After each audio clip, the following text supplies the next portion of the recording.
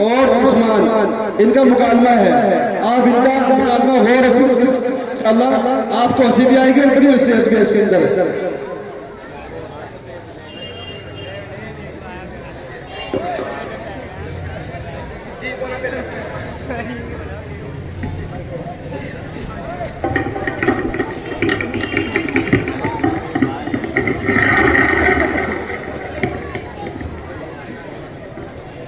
بھائی جو L C D والے ہیں وہ ذرا صاف طور پہ دکھائے، ادھر عورتیں بھی دیکھنا چاہ رہی ہے، صاف طور پہ دکھائے ذرا.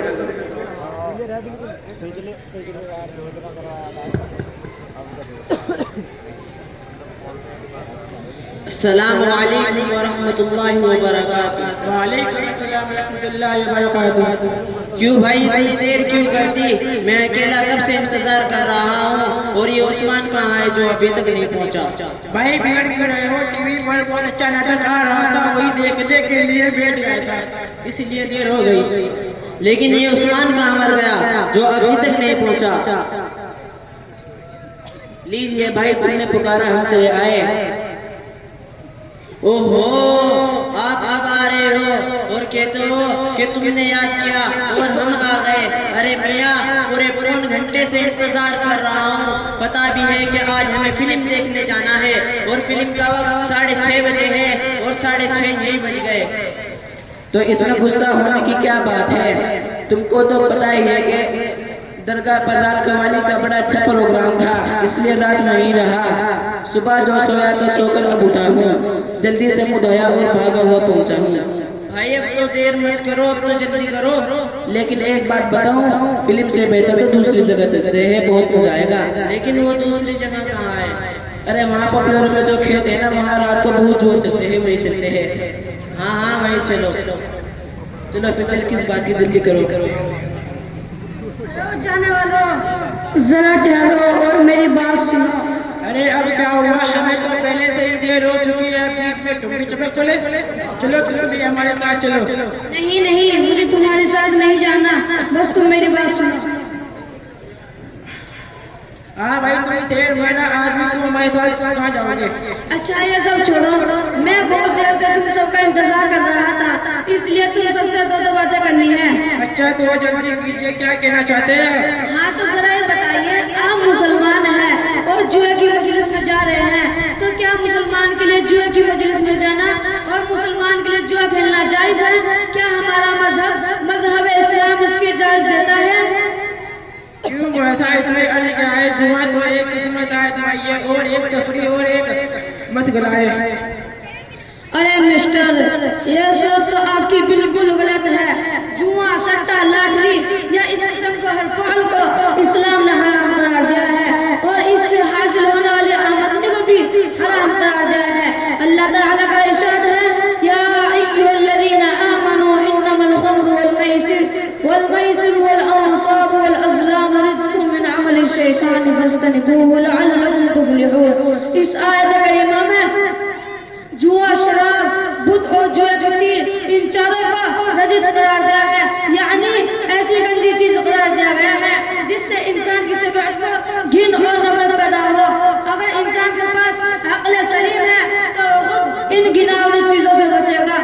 اور پھر اللہ نے کہا جب یہ چیزیں گندی ہیں تو تم ان سے بچو، اور آخر میں فرمایا لعلکم تفلحون، جس میں بتلا دیا گیا دنیا اور آخرت کی کامیابی اسی پر موقوف ہے. اس لیے میرے محترم، مسلمان ہونے کی حیثیت سے ہمارے لیے ضروری ہے کہ ہم ان شیطانی اور گندے کاموں سے پرہیز کریں اور اس سے قریب بھی نہ جائیں. آئی آپ لوگوں کو عقل میں چوکتے میں یا اور کچھ سمجھو؟ اچھا تم سب مسلمان ہو تو عبدالعزیز میاں ذرا آپ بتائیں کہ اسلام کے غسل میں کتنا فرض ہے؟ میرا صاحب سیدھی بات ہے، غسل میں 5 فرض ہے. نمبر 1 تولیہ کا ہونا، نمبر 2 صابن اور صابن دانی کا ہونا، نمبر 3 غسل کرنے بالٹی، نمبر 4 اوڑھ لینے کے بعد سر میں تیل لگانا، نمبر 5 سردی میں گرم پانی کا ہونا اور گرمی میں ٹھنڈا پانی کا ہونا. لا حول ولا قوت الا باللہ. کتنا افسوس اور شرم کی بات ہے کہ آپ پیدائش مسلمان ہیں اور آپ کو پاک ہونے کا طریقہ بھی معلوم نہیں. عثمان میاں ذرا آپ بتائیں कि इस्लाम के कितने अरकान हैं? भाई इस्लाम के 5 अरकान हैं।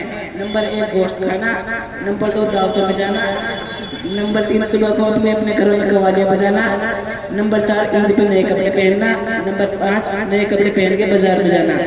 अस्तगफिरुल्लाह वाहरे वासमान मियां, इतनी सी मुसलमानी और इसमें भी अनाकानी, कितने अफसोस का मकाम है कि हम मुसलमान हैं और हमें अपने दीन की मोटी मोटी चीजें भी मालूम नहीं।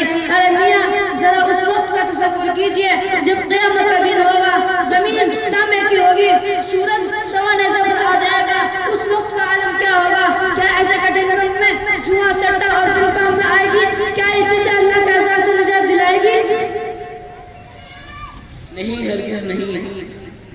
मेरे प्यारे भाइयों, ऐसे कठिन वक्त में नमाज काम आएगी, रमजान के रोजे काम आएंगे, तरावीह काम आएगी, इत्तिकाफ काम आएंगे और कुरान तिलावत काम आएगी और ऐसे उलमाए की सोहबत में बैठना काम आएगा। अगर इंसान ऐसे ही दुनिया से चला गया तो अल्लाह की अदालत में क्या जवाब देगा? अरे जनाब, अल्लाह ताला सबसे पहले ये सवाल करेंगे कि तुमने नमाज कितनी पढ़ी है? हमने 5 वक्त की नमाज फर्ज की थी, वो अदा की या नहीं? ये कितनी गलत बात है कि जिस्म अल्लाह ने दिया, आँख अल्लाह ने दी, जुबान अल्लाह ने दी, सब कुछ, हाथ पैर सब कुछ उसने दिया, खाने पीने को वो देता है और हम फिर उसकी नाफरमानी करते हैं, उसके हुक्म की खिलाफ वर्जी करते हैं। ये कहाँ का इंसाफ है? क्या यही है इंसाफ कि सब कुछ वो दे और हम हुक्म दूसरों का माने? नहीं नहीं मौलाना साहब, ये तो खुली बगावत है कि सब कुछ वो दे और फिर हम उसकी इबादत ना करें। मौलाना साहब, हम बहुत शर्मिंदा है। आज आपने हमारी आंखों से गफलत की पट्टी को उतार दी और हमको अपने ज़मीर के आईने में साफ साफ नजर आ रहा है कि हम कितने गुनहगार हैं और अल्लाह के अहकाम से कितनी बगावत कर रहे हैं। अल्लाह से दुआ कीजिए कि अल्लाह हमें रसूलुल्लाह सल्लल्लाहु अलैहि वसल्लम की शरीयत के मुताबिक ज़िंदगी गुजारने की तौफीक अता फरमाए। मौलाना साहब, मैं भी आपसे वादा करता हूँ कि आज के बाद ऐसे गंदे और शैतानी कामों में कभी नहीं जाऊँगा। अच्छा हुआ कि मेरे अब्बू को पता नहीं चला, अन्नी तो अच्छा देखो, तुम तीनों बहुत अच्छे बच्चे हो और बड़ों की बात मानते हो और हमेशा बड़ों की बात मानने ही में फायदा है। जी हाँ। और सुनो, ईद के बाद मदरसे खुल जाएंगे, तुम सब पाबंदी से मदरसे जाओ और कुरान सीखो और दीन की जरूरी बातें सीखो कि मुसलमान के लिए हराम क्या है और हलाल क्या है। तुम सहाबाए किराम की जिंदगी पढ़ो या सुनो, उन्होंने दीन हासिल करने के लिए कितनी कुर्बानी दी है। उन्होंने दीन के खातिर घरों को छोड़ा, वतन को छोड़ा, यहाँ तक के अपनी जान अजीज को अल्लाह की राह में कुर्बान कर दिया और ये कह दिया कि जान दी हुई उसी की थी, जान दी हुई उसी की थी। हक तो ये है कि हक अदा ना हुआ। अच्छा वादा करोगे ईद के बाद मदरसे जाओगे? इंशाअल्लाह हम वादा करते हैं कि ईद के बाद जरूर मदरसे जाएंगे। अच्छा अब चलते हैं, इंशाअल्लाह फिर कभी मुलाकात होगी। मौलाना साहब, आपका बहुत बहुत शुक्रिया। अस्सलाम वालेकुम। वालेकुम अस्सलाम व रहमतुल्लाहि व बरकातहू।